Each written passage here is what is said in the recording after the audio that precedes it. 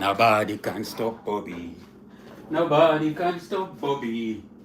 Cause Bobby's strong. Nobody can stop Bobby. Nobody can stop Bobby. Nobody can stop Bobby. Cause Bobby's strong.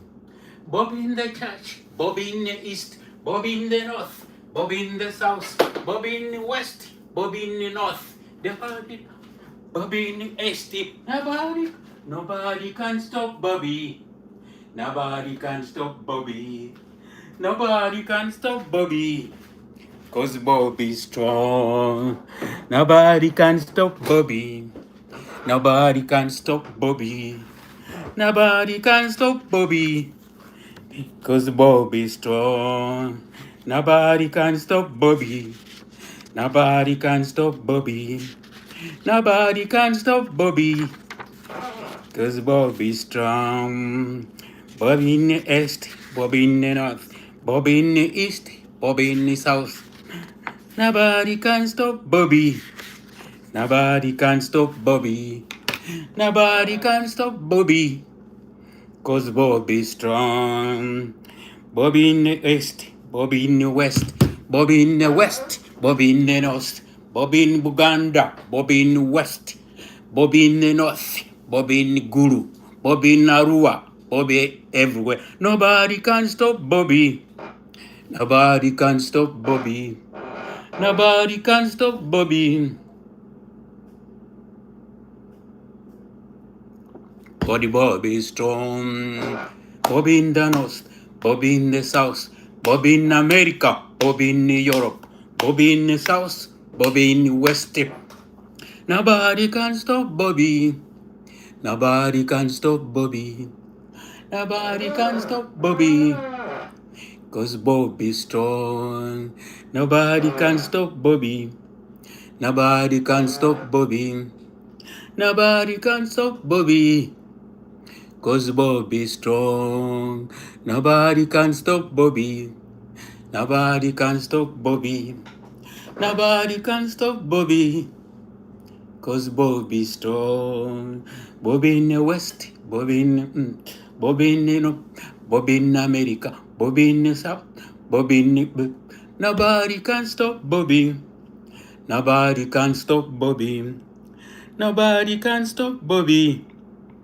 Cause Bobby's strong. Basebo ne banyabo. Saiso baraba. Ulire emirembe. Wano kwa kuna matata. Mu studio za kuna matata. Amanya kiti kya muwogo. Kafuru. Wano nziza okubaweereza nate. Sharing the video. Sharing the video. Etuuke. Kuba propagandist baji. Ba NRM. Sharing the video. Etuuke kuba na Uganda. Ate kyenkusaba. Likinga. Ate subscribe oba followinga. Fa abajjayo obwenyi. Ne tubuteeka mu kamera. Mumanye ebitulindiridde. Muba mumanye ekiddako.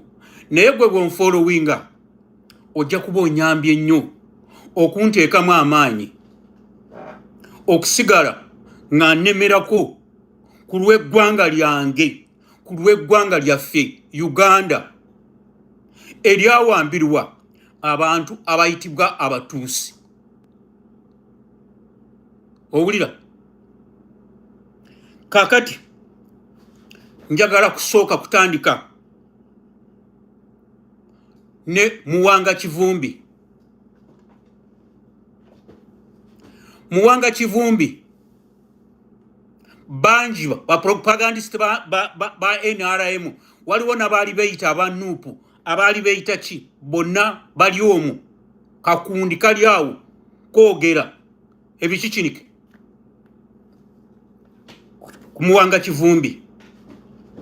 Naye njagala mbakakase Muwanga Kivumbi yabalazeeko sample era n'abantu b'eggomba gyasibuka babalazeeko sample that in Uganda they are just quiet.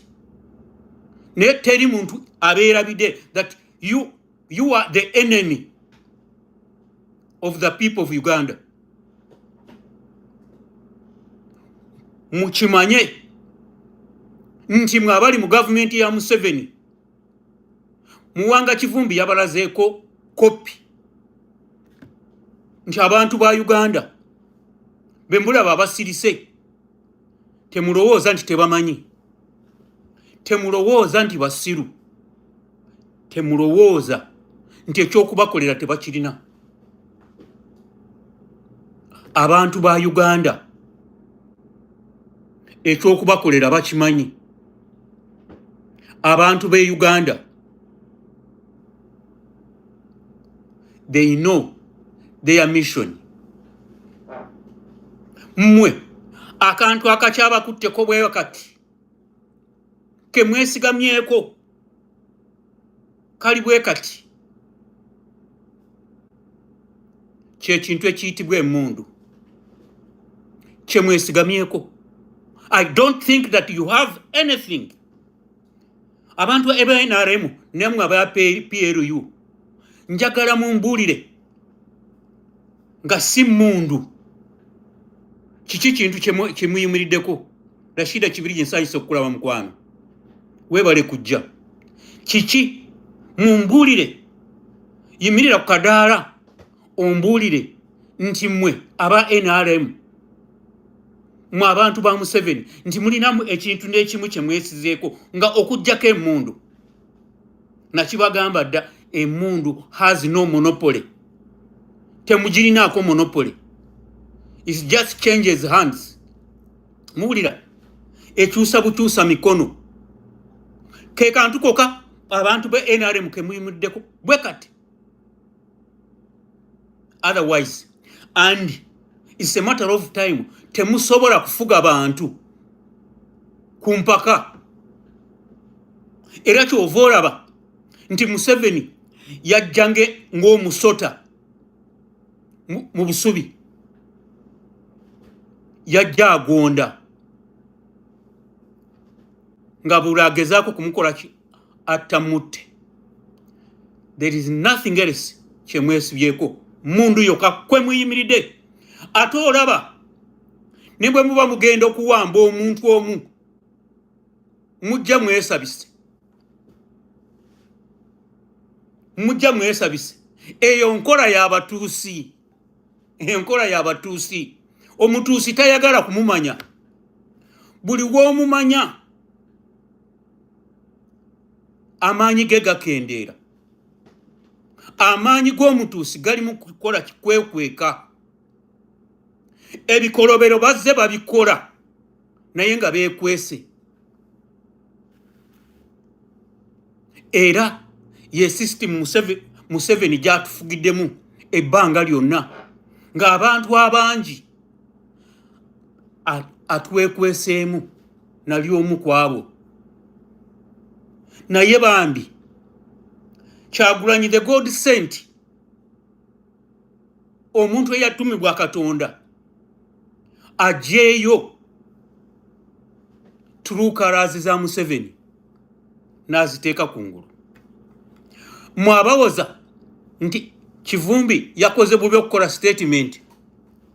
Njagala mbabuuze, Segirinya gwe baawamba nga bamuwadde beiru ekigo ku Zoom yali ayogedde ki? Yayogera ki? Statement ki gye yawa? Segirinya atuuse kufa nga tayogeranga kiki kyamutuukako. Museveni abasiraamu bazatta oba bazaasiba ate n'ayongera. Abasiraamu be baali bavunaana okutta Kaweesa emirundi emeka gye babakwata nga tebalina n'ekigambo n'eki kyogedde. Ogwo gwe muzannyo gwa Museveni. Buno bupropagandist bwa gundi bwa Museveni. Bulowooza nti ffe tumwerabidde. No, eyo yonkola ya Museveni bw'atyo bw'azaakola emirembe gyonna. Abantu abo ku Buganda iziti Buganda Road awo ku court bantu bameka be bakakwatira nga omulamuzi yakabawa. Museveni yabadde agezaako kuteeka wakabubi ku international community nti court zikola tezikola. That's how eyo ye game ya Museveni bwato bwajja azanya emizanyo gye. So mwe mulembwa kutugamba nti because yayogedde nti kyekyo kyakoze eki ekyamwogezesa Besigye bwe bamuwambira e Kenya yali ayogedde ki?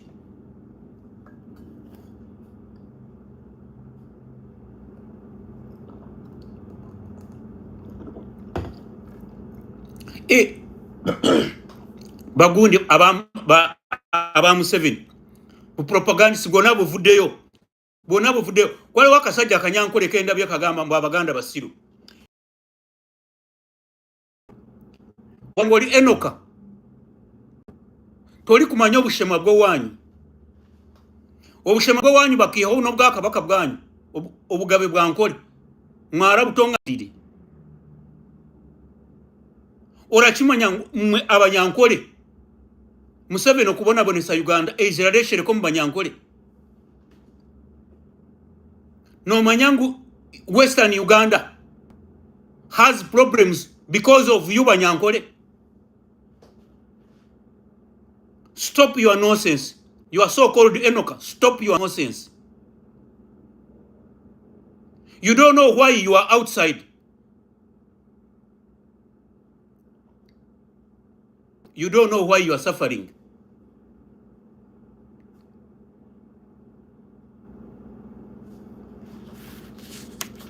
Topic ya vumbi kanjiveko.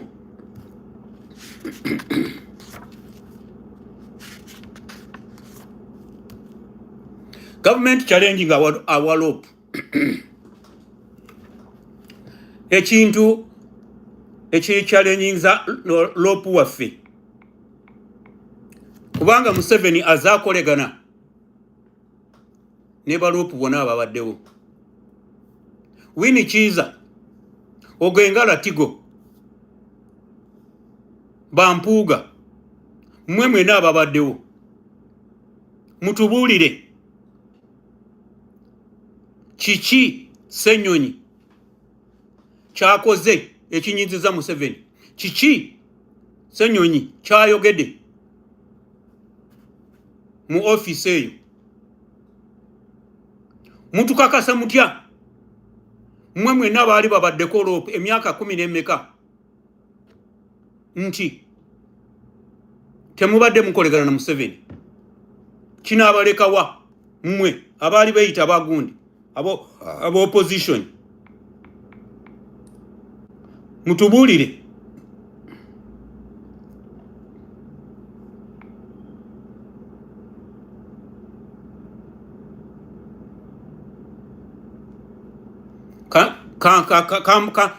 Kambalageko obuzibu obubadde obuleetedde Museveni okuba nti tayagala rope waffe.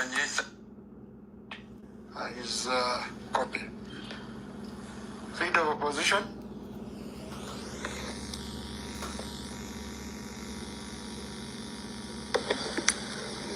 Thank you, Right Honorable Speaker. I want to appreciate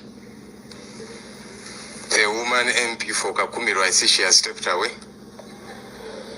for her remarks. She said she was making those remarks as woman MP for Kakumiro. And the colleagues who have spoken to us this afternoon. Right Honorable Speaker and honorable members of Parliament,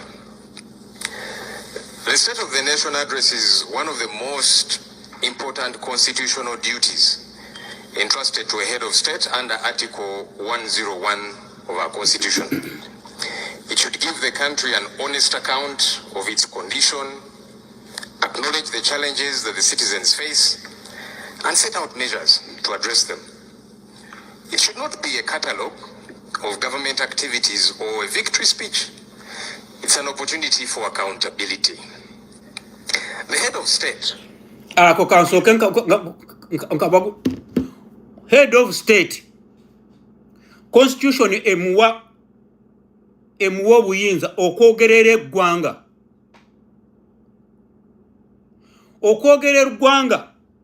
aba alina okwogera ku accountability kiki kyakoledde eggwanga so si kwewaana. Museveni state of nation agiteekawo okwewaana, tasobola kwogera nga tayogedde ku PDM, tasobola kwogera nga tayogedde entalo zazaalwana, tasobola kwogera when we came in the 80s he has nothing to offer to Uganda, tasobola kwogerayo achievement yonna. Asobola kubuulira abantu bye batategeera, manya GDP, manya economic status, manya tuli mu third world, simanyi world, all that nonsense. Tasobola kwogerayo achievement n'emu. Ebyo bye bisinga okuwalanya Lopuwafu. And honorable ministers from the NRM's historical journey from 1959, the reach of PDM into 3.7 million households, and a projected 10% GDP growth. He talked about milk surpluses and coffee exports, dismissed young people seeking work abroad by calling Uganda a paradise, which they are abandoning, and named journalists whose writing displeases him. He did not speak with clarity about the debt that is consuming our country's future. Museveni avunaana abamawulire abamuwandiikako ebibi, n'avunaana abantu abagenda okukolera ebweru nga bagamba Uganda paradise. Owulira, tasobola kwogera ebbanja eritubanjiddwa, ebbanja eribanjibwa munnayuganda n'omuzzukulu eryo tasobola byogerako. Wali owuliddeko mu speech za Museveni ng'ayogera ku bbanja lye batubanja? Speech za Museveni wali omuwuliddeko ng'ayogera essente ezeewolebwa biki bye bizikola? Ebyo tasobola byogera. Kati ogwo omusango gwe bavunaana Lopu okuba nti amwanika. Kyova olaba bakabanda beereega ebikya. Without medicines, the schools failing a generation of children, the roads deteriorating every rainy season, or the corruption documented in audit report after audit report.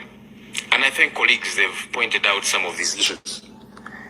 Museveni tasobola kwogera ku malwaliro, tasobola kwogera ku nguudo enfu, tasobola kwogera ku masomero. Owulira? Ebyo byonna Museveni tasobola byogerako, kubanga ne bwe yabisanga biyisizaawo biri eri mu volongoto.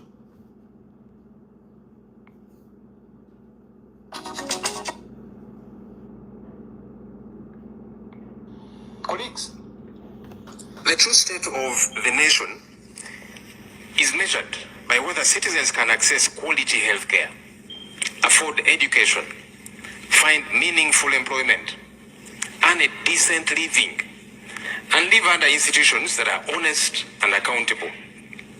The farmer wanted to know why inputs are expensive and why markets are unreliable. The unemployed graduate wanted to know where jobs would come from.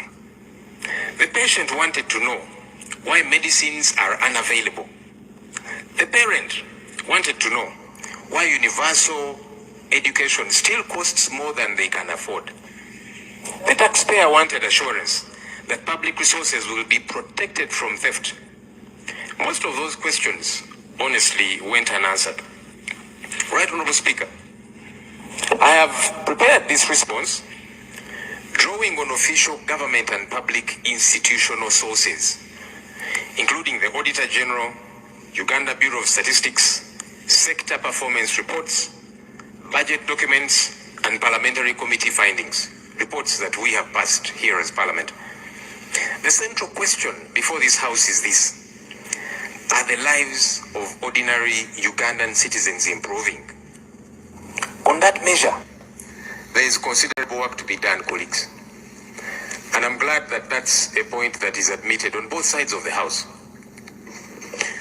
Honourable Speaker, let me tease out certain sectors: economy and public debt. The head of state cited GDP expansion to $69.3 billion US and a per capita income of $1,420 US, just above the lower middle income threshold of about $1,136 US. Yet many Ugandans are asking a simple question: if the economy is growing, why is life becoming more difficult? Growth must show up in household. Museveni atugamba nti eggwanga likulaakulana. Museveni atugamba nti eggwanga lituuse ku mutindo. Naye ekyebuuzibwa bannansi bo nga bagenda babeera baavu buli lunaku nga baseereba, buli lunaku nga bafuluma eggwanga. Ali awo alina ebintu byayogera, speech zayogera, nze bukyantandika kumulaba almost byebintu byebimu byayogera. Atugamba eggwanga mbweri developings, naye eggwanga tetulaba. Atulowoozesa nti bwa empoweringa abanyarwanda banne aba abibuulira ffe. Njagala mbabuulire mu mazima amatuufu, eyo nankani state of the nation tebeera y'Abannayuganda, ebeera y'Abaganda b'abatuusi abali mu Uganda. Baabalaga how far they have gone. Era GDP eyo gyayogerako y'Abaganda be. Obulira. So si ffe Bannayuganda. Bannayuganda yabafuula kyakujja mu musolo na kumukolera byayagala ebirala. Ebyo zino the problem za rope.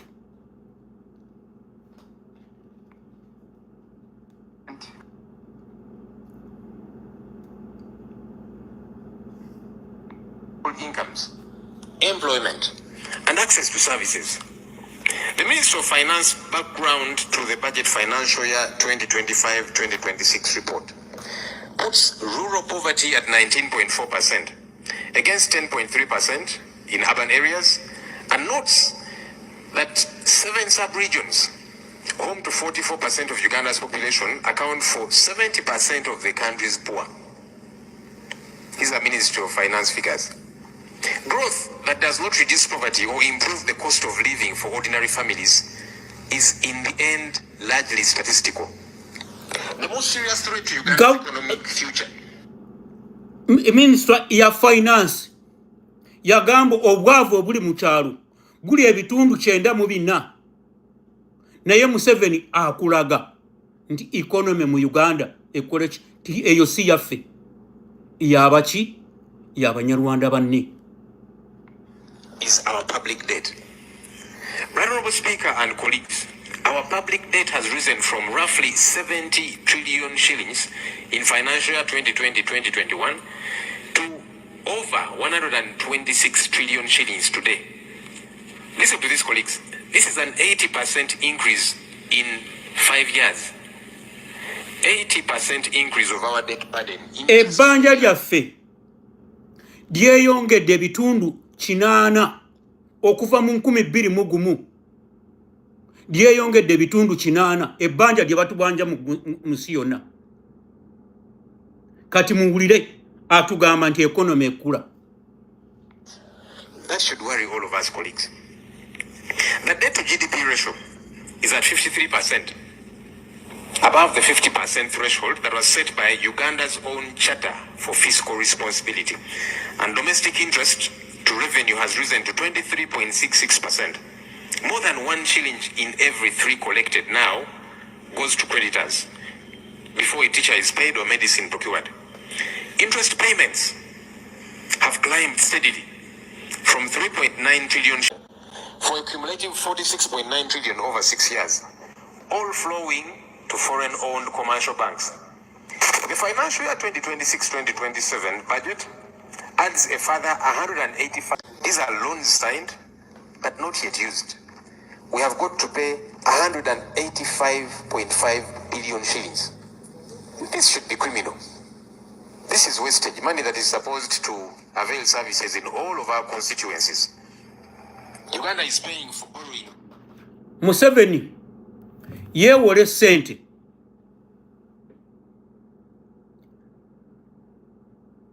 Museveni yewola sente nezibeerawo nga tiki nga teri tezikola wabula batujjako ki amagoba. Lopa agamba ogwo gwandi musango gwa Nagomola. Weewolete sente. Esente ne tumala okuzeewola tusasula interest naye sente tezikola. Obwe si bwe bubbi, esente ezo ziragawa. Weewoze milioni za dola 10 nti ogenda kukola ki? Ogenda kukola kintu gundi. Ate milioni 10 za dola ne zitakola mulimu ogwo. Wabula noba ng'oziweera interest buli mwaka. What is behind that? That's criminal. Museveni is a criminal. Mujja kumanya nti Museveni is a criminal nga amaze kufa. Naye bwe propagandist bwa NRM tebusobola kukyogera ekyo. Kakati kino kye kiwaranya ki kye batayagala okuwuli ensi kuwulira. Has not happened. Honorable colleagues, we keep borrowing, but without corresponding returns. The Auditor General has reportedly flagged weak project implementation, delayed completion, the local construction bailout, the Day Biofarma bailout, the Inspire Africa Coffee Venture in Tungamo, and the Atiak Sugar Factory under UDC. All private ventures financed through public borrowing, whose returns to citizens are yet to be demonstrated. Public revenue is being diverted from schools, hospitals, roads, and agriculture to service debt whose benefits ordinary Ugandans cannot see or feel. Sustainable growth requires prudent fiscal management, productive investment, value for money, and genuine accountability in the use. Ako nja kuteekayo ka page mukeewulirire kawanvu. Naye ekyo kyekiwala na lopu waffe. Kyolaba nti Museveni aze yeekweka ng'enkola y'abatuusi bweri. Omutuusi bw'omumanya atabuka. Bw'omumanya amanya nti amaanyi gamuweddemu. Kaakati okujja kwa Kyagulanyi, okujja kwa Nuupu kumujeeyo tulukalazize obulimba bwazalimba bannayuganda. Kati kyova olaba nti ekifo kya Nuupu kya Loopo baagala bakiteekeko ki owa NRM. Kati ng'eyo nayo mugiyita democracy.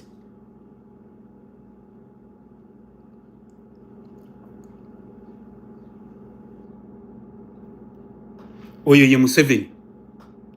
He has been hiding behind democracy.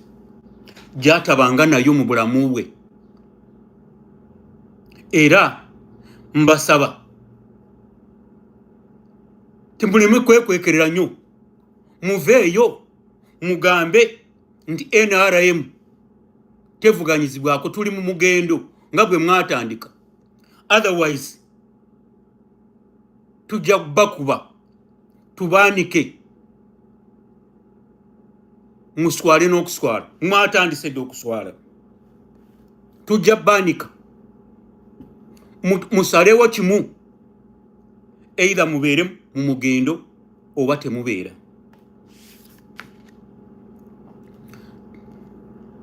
train bus accident.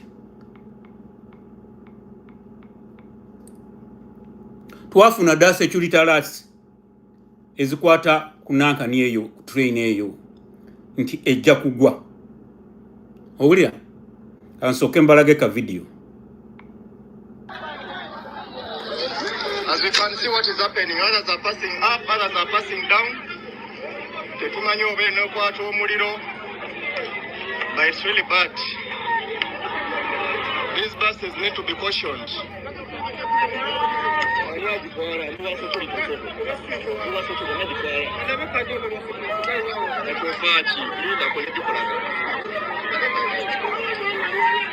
guys, this is what's on ground. This is what's on the ground. The driver seems to have taken off. So when and I'm boarding your train. I always board it every day. Guys, this is a pity. Too bad, too bad, too bad, too bad for these bus drivers. Train etuse nekube ngombe. Train etuse nekube ngombe. Egana okuyimirira. As we speak, this is what is happening. This is what is happening. Others are unconscious like this.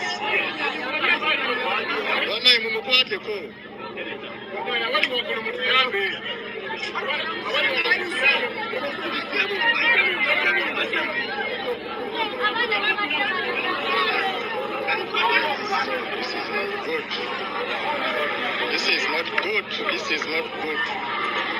Not good at all. Enanga train eno, train ekutandika yatandika mu 7 taliiwo, naye mwe abaaliwo mu mirembe giri mumbuulire bubenje bumeka obwali bubadde waawo ku train. Train eyo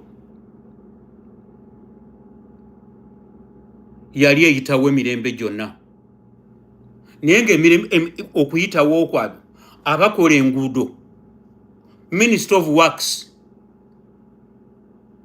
erina okubeerawo ne barrier oba ekitangira emmotoka okuyingira, erina okubeerawo ne sensors nti train bw'eba ekyabuzaayo kilomita nga 10 olujja olwo lukirira lwokka ne luggalawo,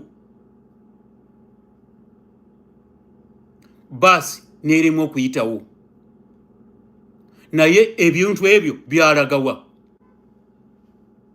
Wabula cameras buli kimu bambega babeera ku kivumbi, ebintu ebyo ebitunulira ng'obulamu bw'abantu tebabiriiko. Ogwo mulimu gwa Ministry of Works, era ng'erina okubaliyirira abo bonna abafiiriddwa obulamu bwabwe. Omanye mawulire ge Uganda tegwogera, bagamba mukazi omu ye yafiiriddewo, naye information gye tulina wano eraga nti abaana 10 sofa be bategereka nti baafa. Yunura oli luddawa?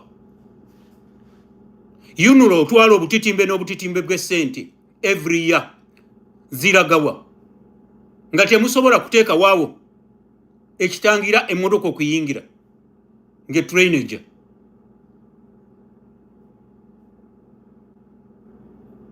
Kati e Uganda tulina problem. Abaana mubalaba bwe babadde bakola ki? Babonaabona bayaayaana olw'obulamu bwabwe. Omulimu gwandibaddewo nti omuntu avuga baasi eyo n'abakola ku baasi eyo baba balina kuba basoma first aid. Nze ndaba obubenje e Uganda obugwawo bungi, naye ng'abantu enkwatibwa gye bakwatibwamu nga tebajja na kuwona. Omuntu eyandibadde akolwako first aid n'awona, omuntu eyabadde akolwako CPR n'atuuka mu ddwaliro ng'akyalimu akassa. ekyo gavumenti tesobola kukitunulamu nti abantu abakola mu mirimu egya public balina okubeera nga balina first aid nga ne CPR bagimanyi okugikola. Nalaba abantu abagwa mu mazzi simanyi ebinankani abaali bagenze okucakalira ku mazzi ng'abantu obalaba babajjayo nga bakyali balamu abandi beetaaga first aid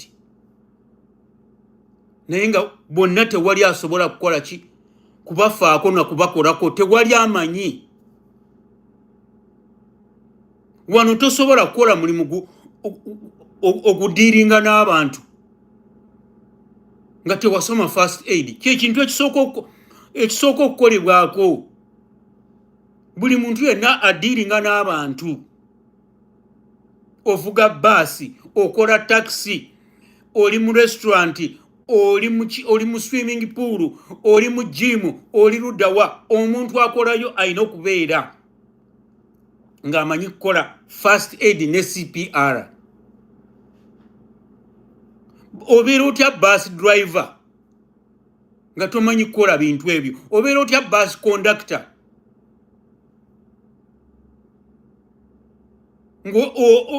oyima ku radio State of Nation ng'ogamba Uganda is a paradise.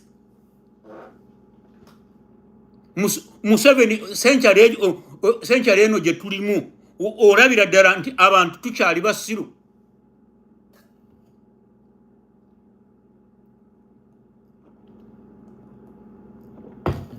Anyway, eyo train baali batuwaako security alerts Museveni nga bw'ayagala ki emirambo gy'abaana abato akolereko saddaaka baatugamba nti olw'okuba nti etrain eyitako yokka ku luguudo lwayo so ayagala akolereko saddaaka ye yaba atambulirwako obulamu bwa Uganda bwonna ne famire ye ekitakyasoboka tekikyasoboka sebo.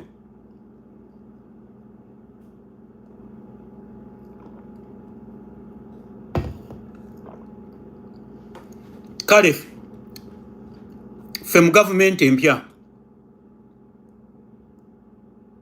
ebyo bye bintu ebijja kusookebwako okukolebwako nti omuntu yenna akolegana n'abantu adiiringa n'abantu oli muvuzi wa taxi oli muvuzi wa bus okola mu gym okola wa kasitobo okola mu restaurant okola wa oyina okubeera ne first aid and CPR.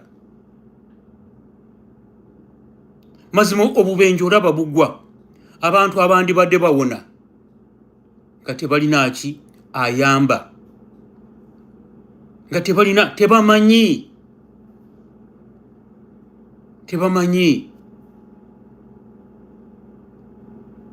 ekyo Museveni tasobola na kukyogerako aba NRM ba propagandist tebasobola na kukyogerako.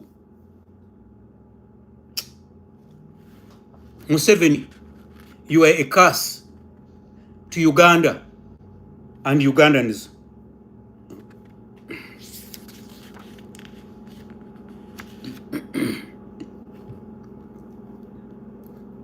System volongoto. Njagala musooke mulire ka video kano namwe mulabe how Museveni has damaged our country, how Museveni is a curse to our country.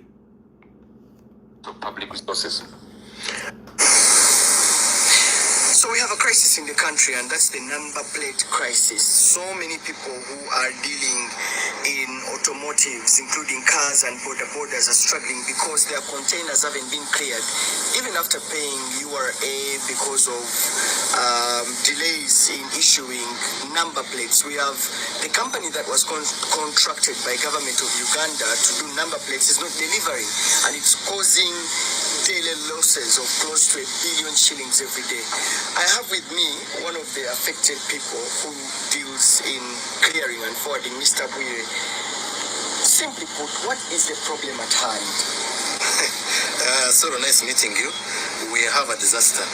First, you know that the disaster we are in, the backlog that we are having, if it is to be solved in the current situation, the company ITMS needs 80 months to solve this problem. That is 6.7 years to solve the problem of number plates. How?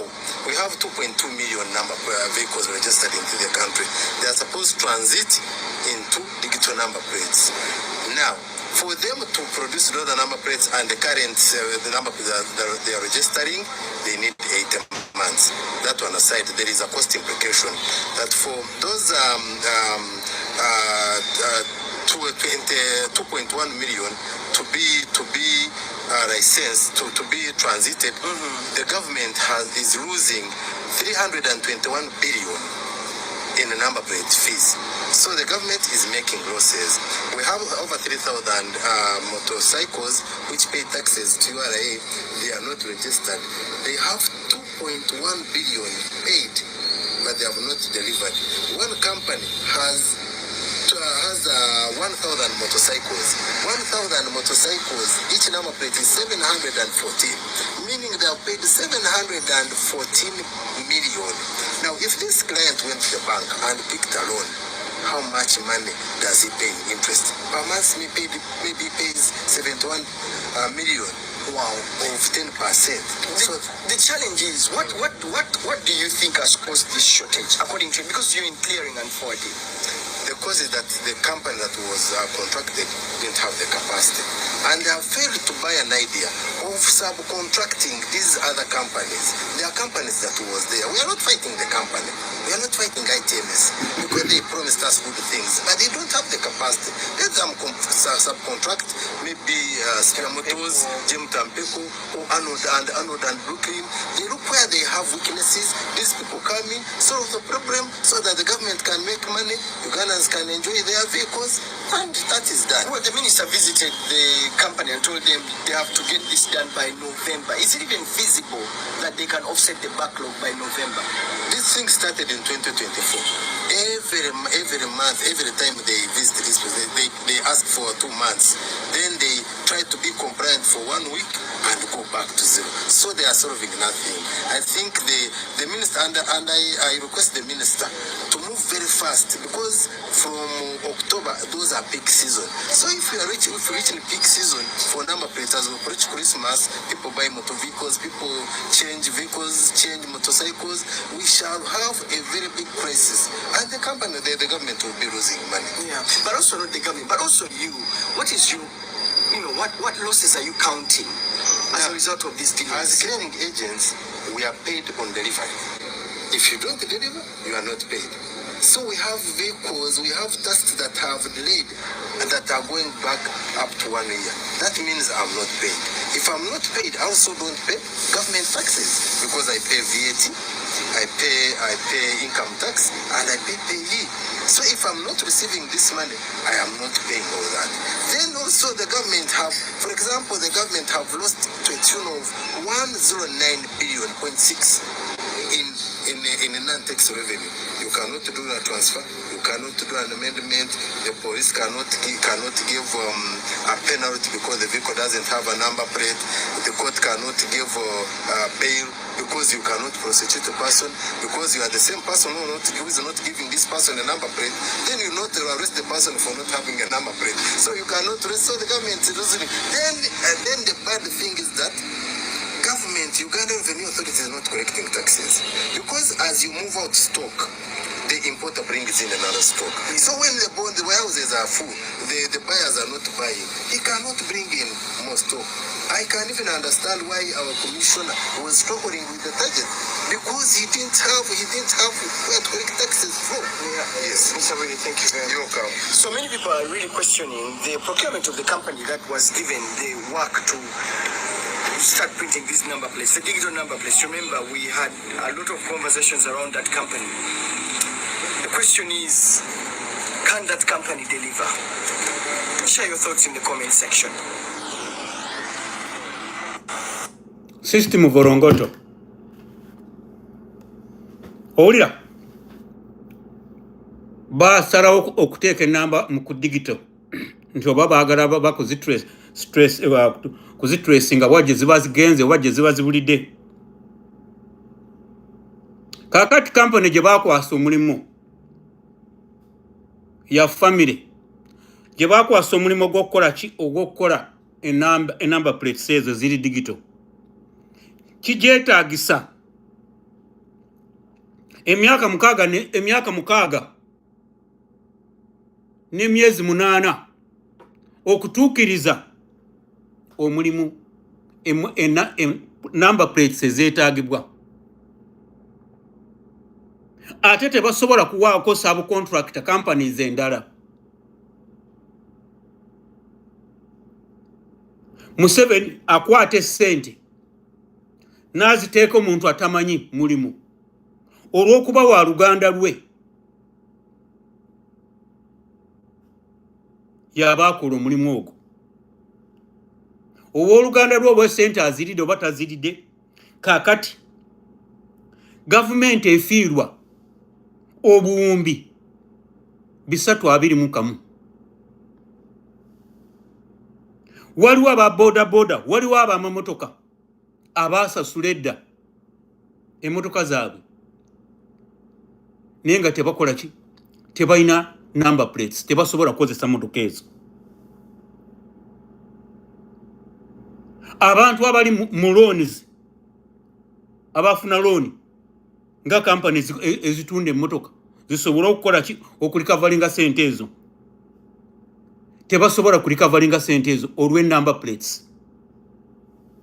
Number plates okutuuka okugiwa buli omu kati emmotoka ezirindiridde okufuna number plates eyo kampani kijja kugitwalira emyaka 6 n'emyezi 8.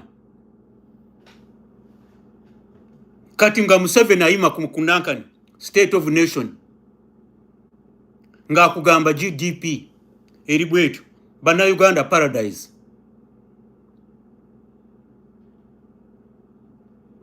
That is deception y'Omunyarwanda. Eyo ye deception ey'Omunyarwanda. Ekintu kyavunda dda, ekintu kivundu. Ako tujjeyo eyo section emu ekola ku mmotoka kyokka number plates. Kati njagala nkubuuze ebitongole bya gavumenti bimeka ebirimu ebivundu?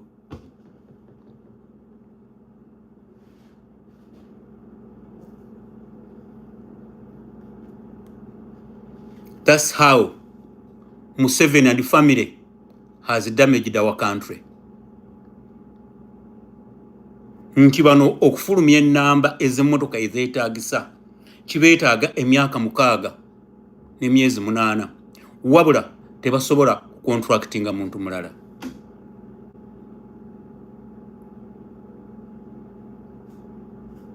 System volongoto. System volongoto.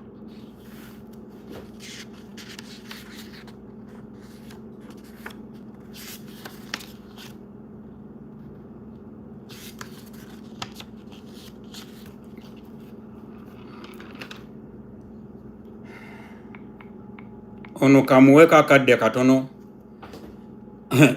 mubuulire he's nothing.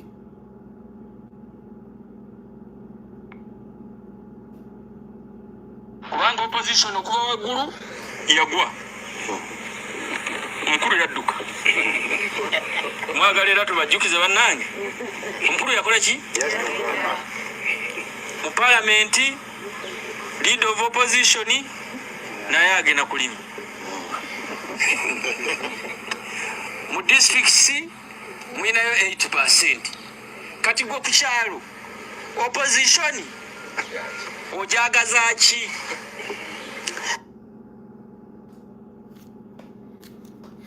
Kabanda Kabanda nkwise Kabanda nkwise emirundi emeka? Kabanda, so many people, bantu banji abaze boogera nga ggwe. Mu January Anita Amungi yali ayogeranga gwe. Naye njagala nkubulire Kabanda. Abaganda bakiyita ebikookooma. Abazungu ba kakati bagita toilet paper. Kabanda oli toilet paper. You are nothing. You are nothing. Tomanyi kintu kyolwana nakyo.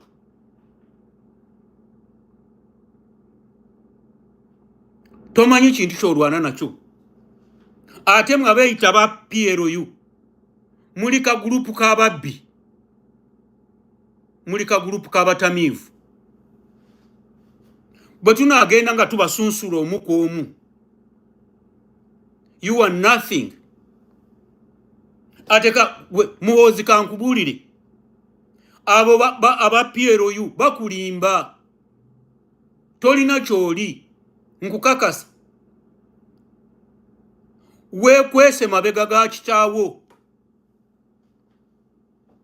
Naye linda kitaawo aveewo.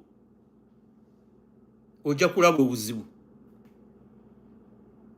Mujjeeyo mwesimbe bulambalamba. Mujja kutuwulira. Twabalazeeko Kivumbi yabalazeeko sampolo. Ekyo kyekiri mu Uganda yonna.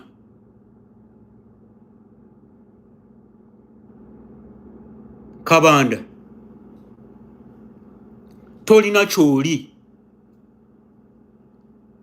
Okusinzira ku bantu Museveni baaza akozesa. You are just garbage. You are just a toilet paper. Tolina kyoli. Oli mu gurupu y'ababbi. Omaze ebbanga mmeka ng'okola mu parliament eyo. Oli supposed kubanga oli mu kkomera. Nabe Kristo Bole. Naye nti olw'okuba bakyayagala bamale kukamulamu ka supu. Bakuleke ng'oli kisasalala. Kati kyova olaba gwe bakwasa akazindalo buli ssaawa. Ate tujja kukuba tukubulize mu ttaka. Owulidde? Muhoozi rugo mu mugongo gwasho. Rugo mu mugongo gwasho. Wejo yemerere ugambe nk'abashiisha. Biti ebyo by'okugira bati. Biti. Nguneewe. Barakubeya. Bakulimba. Muhoozi bakulimba nalabyeko kanankani abakwita your excellence.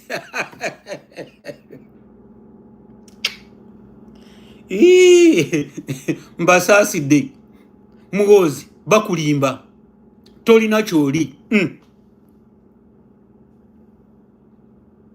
Ladies and gentlemen, you are welcome. You can go and eat. Tolina kyoli. You are just hiding. Mugongo gwa kitaawo. Naye Uganda yakuchawa. Uganda yakuzira. Owulira? Uganda yakuzira ng'okyali ku bbeere lya nnyoko. Owulira? Ate tusanyusizaako nnyo otuyambyeko n'okutwanguyiza ku revolution. Kubanga ojeeyo nnyo ebikolobero bya kitaawo. Obuziina bwa kitaawo bwanise kungulu. That's well and good. We give you credit for that. Thank you. Okujayo obuziina bwamwe. Owulira? Naye sajja wattu bakulimbalimba. Kye bakugamba si kyoli. Mama Nambozi akugamba oli wa LDU. Ate balimba nejja nawe juzi wakyeyogerede. Owulira? nebaza abantu be Bungereza abe Caracas mukimanyi nti Bungereza yemu ku nsi ezitufugisiza Museveni. Bungereza is an enemy of Uganda. Okimanyi nti Bungereza yatendeka Muhoozi a terrorist omutemu. Okimanyi nti nankani oyo yetendeka Luhamya. Wabula abantu be Bungereza mwebale nnyo.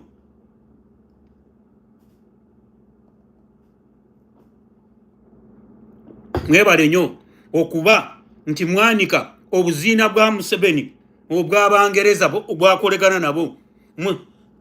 Abangereza be bantu abacontributing ekintu ekinene nnyo okubonabona kwa Uganda. Abangereza be batta Kabaka nga bakolegana n'Abaganda abamu ab'enkwe. Bungereza ye yakolegana ne Museveni okutta Ben Kiwanuka. Museveni n'amuwandiikako mu mustard seed n'emmotoka ye gye mwakwatiramu Ben Kiwanuka.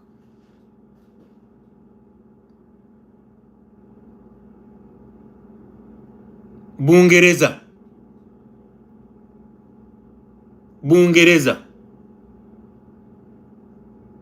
is part of our suffering.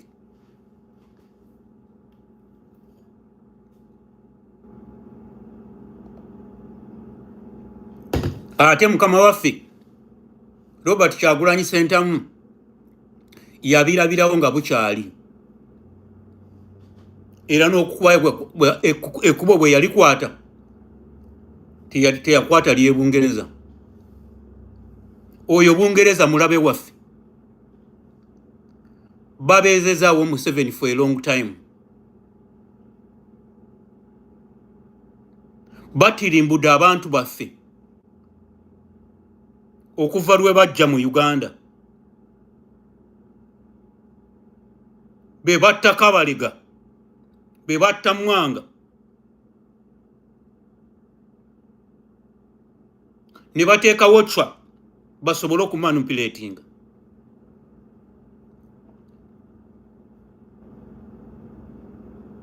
Ez'endagaano zonna ze wawulira ez'olwenda ezaaki Mungereza. Uganda agimanyi ekirungi ekigirimu. Afuba nnyo okugiwa abantu abatayagala Uganda.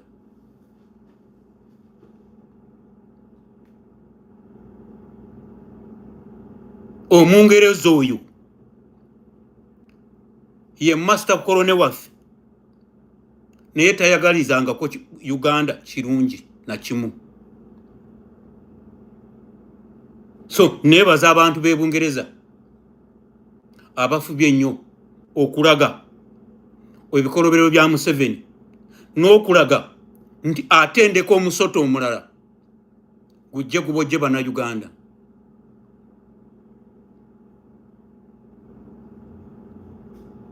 So basebo ne banyabo